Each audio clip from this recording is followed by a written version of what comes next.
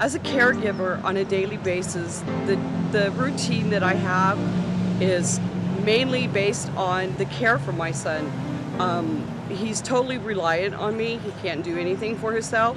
So I have to do everything. I have to feed him, I have to dress him, I have to put him in his wheelchair, I have to give him a bath, I have to brush his teeth.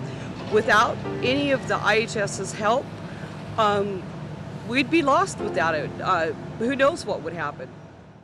My client is my son, who suffers with chronic atopic dermatitis, which is the lamest term of eczema. He also suffers now with a form of rheumatoid arthritis, and there are a lot of times he cannot attend school. Today he's not able to attend school because he woke up in pain.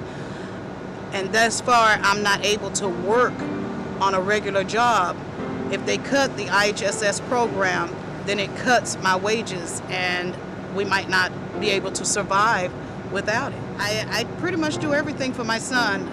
There are times when he's not in pain and not so severely broken out, and he can pretty much fend for himself, but I cook for him, I clean for him, I help him walk when he's in pain.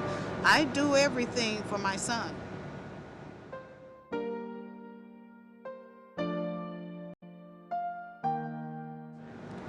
If I could give a message to the governor, I would ask that you would make your decisions based on compassion and think about if you were in our shoes. Why don't you try wearing our shoes for a moment instead of wearing your shoes? How about we flip the script and you take over my job and I take over your job with the wages and all of that. And I'd like to see how you could make out on 25.2 hours a month at $8.40 an hour.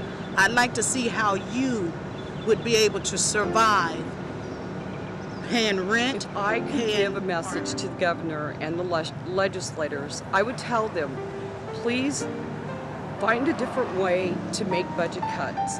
There are other avenues out there besides our school and our home health care, and you've already made cuts already this year, and we can't afford for this to happen. It's just too damaging to our finances.